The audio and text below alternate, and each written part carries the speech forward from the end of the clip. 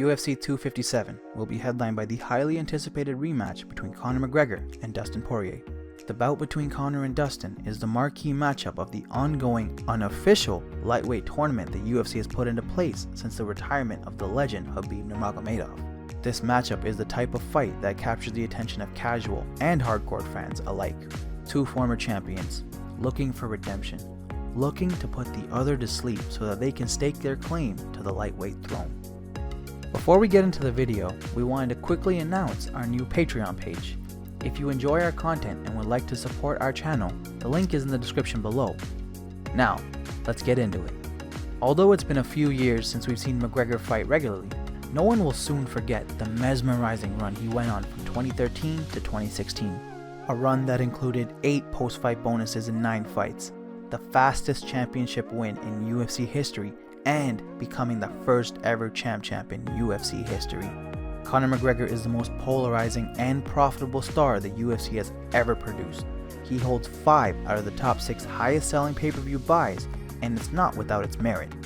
Conor has been in the octagon across some of the best fighters we've ever seen, and more often than not, he's been able to come out on top. Since losing the first bout to McGregor, Dustin Poirier has been on an incredible run at lightweight with a record of 10-2 and 1 no contest, and wins against the likes of Alvarez, Hooker, Gaethje, and Holloway in absolute wars.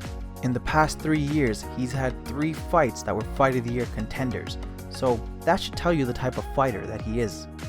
Dustin Poirier is one of the most dangerous fighters the lightweight division has ever seen and has never feared a challenge. He has become relentless and powerful, showing us time and time again that he will go to the ends of the earth to get the job done. Now, let's take a look at the tail of the tape. Conor McGregor and Dustin Poirier both stand at 5 feet 9 inches tall. McGregor sports a reach of 74 inches, which is 2 inches longer than Poirier at 72 inches.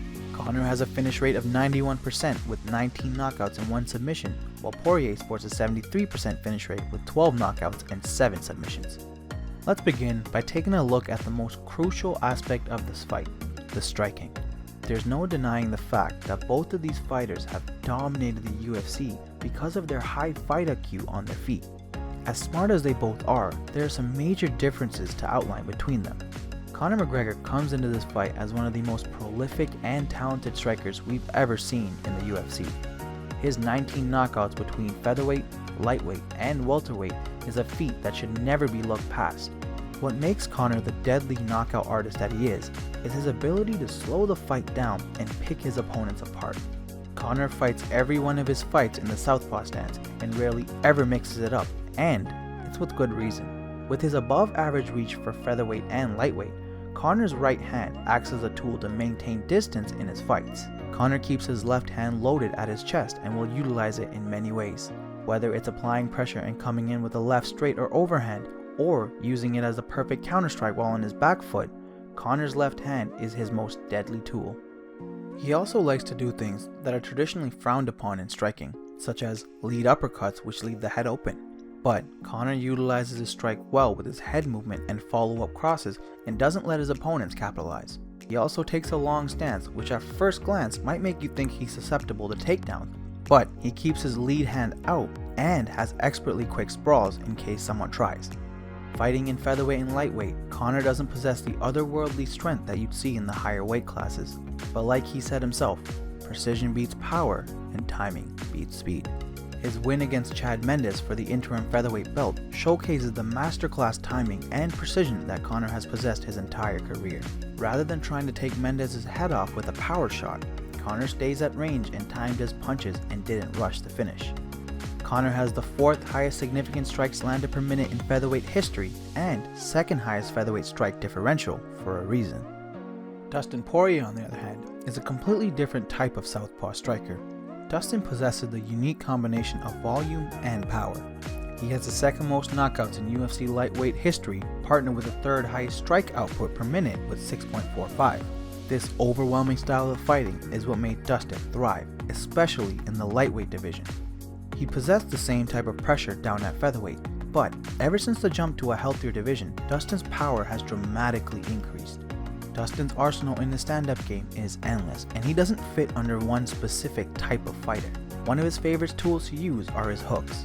Dustin is a student of the game, and the reason something as simple as a hook is one of his most effective tools is because of the way he's been able to master it, regardless of which hook he throws. More often than not, Dustin will use the full rotation of his hip to generate the power he needs. These shots have proven time and time again to be devastating because even if it doesn't end the fight instantly, it staggers his opponents, which allows Dustin to do his most incredible work. When his opponents are hurt, Dustin turns into a stone-cold killer. He doesn't methodically pick apart his opponents with 1 or 2 shots. He goes full force and lands unending combinations. What makes his pressure so unique, especially against a hurt opponent, is his creativity. It's never just one angle of attack, and he keeps himself unpredictable. Dustin has excellent dirty boxing at close range and has developed solid boxing defense. His head movement and slips have become a work of art. He always keeps his right hand high by his ear for defense at range. Dustin, although much more refined, is a phenomenal pressure fighter. In most of his fights, this proves to be beneficial, but against a fighter like Conor McGregor, this might not be the case. Conor has made a career on counter-striking opponents who pressure too much. Poirier is likely going to try to make the fight close range and dirty, while Conor is going to try to keep this fight slow in that range. Another aspect to look at is how long this fight will last. Conor McGregor has only ever been past the 3rd round 2 times in his entire career, and he's lost 1 of them. Poirier, on the other hand, has went all 5 rounds with absolute killers like Holloway and Hooker and come out on top. The stand-up in this fight is the most unpredictable and most crucial aspect. Will Conor be able to finish this fight in the first couple rounds, or will Poirier make this an absolute war?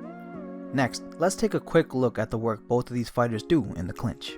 As we all know by now, Conor loves to fight from a distance. This is why you don't see him engage in the clinch as much as a normal fighter would. When he's forced to be in the clinch, a majority of the time, Conor will be utilizing defensive tactics to separate rather than strike. Take his second fight with Diaz for example. When Nate clinches him up against the fence, Conor will use a bicep control to limit Nate's damaging strikes before grabbing underhooks and quickly breaking. In 2020, we saw Conor elevate his clinch game and introduce us to his shoulder strikes. In his 40-second dismantling of Cowboy, Conor clinched up with Donald and actually leveraged his shoulders to break Cerrone's nose with shoulder strikes.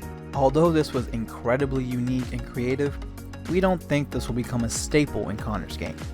Dustin, on the other hand, utilized the clinch much more and is creative in his own sense. Dustin likes to do most of his clinch work up against the cage, where his opponent has no way to escape or create offensive opportunities of their own. If Dustin goes down the takedown route, he will try to grab 2 underhooks before quickly level changing and dragging his opponent down to the mat. But if the opportunity for a takedown is negated, Dustin's creativity will kick in. When Hooker nullified Poirier's takedown attempt, Dustin tied him up and started unleashing powerful uppercuts with his one free hand. Since his move to lightweight, Dustin has become much more physically strong, which helps him impose his will on his opponents. When it comes to his clinch game, Dustin has shown us massive improvement since he first entered the octagon and has refined his game. Finally, let's take a quick look at the ground game of both of these lightweights. When it comes to the Notorious one, there isn't much to say that isn't already known by the community. Conor is no BJJ specialist or takedown artist. In terms of his ground game, Conor has high-level IQ when it comes to efficient ground and pound on a downed opponent. When he puts someone on their back, he's able to slow the fight down and pick his shots on the ground to get the finish. The most underrated part of Conor's game is his grappling. Conor sports a 70% takedown defense stat and has been improving on this aspect since his introduction to MMA. Conor's 4 professional losses have all come by way of submission, and he's never attempted a single submission in his UFC career. So we think it's pretty safe to say Conor won't be trying to take this fight to the ground, especially against an ever-evolving killer like Dustin. We've had the pleasure of watching Dustin grow before our very eyes, especially with his ground game. Dustin has always had top-level ground game, even before he entered the UFC. But what we've seen from the Diamond is his willingness to learn, even in defeat. After the Korean Zombie finished Dustin with a Bravo choke, we saw Dustin go out in his very next fight and finish Brookins with that exact same choke. Dustin is also the only person to ever finish Max Holloway in a fight, with a mounted triangle armbar nonetheless. He sports a BJJ black belt and it shows in his comfort on the ground and willingness to jump guard to attempt a submission. In recent years, Poirier hasn't relied on it too much and hasn't had a submission since 2012. Technically, the Anthony Pettis fight was a submission victory, but if you rewatch it, it was more because Anthony broke a bone in his body rather than Dustin actually finishing off a submission attempt. The wait is nearly over. On January 23rd, we get to see two of the greatest lightweights in UFC history duke it out for the second time in their careers. The notorious Conor McGregor brings the star power and excitement that has never been seen before in the UFC. Conor is the first MMA fighter to ever break out of the MMA bubble and become a worldwide phenomenon, which is why we are pretty sure that this fight is going to do some more records for Conor McGregor and Dustin Poirier. On the other side, Dustin Poirier brings unyielding heart and hunger to every fight. Whether he wins or loses this fight, there is one guarantee. He will fight till the very end and push Conor to his limits. This fight will showcase the best MMA has to offer, two intelligent and masterclass martial artists fighting for legacy.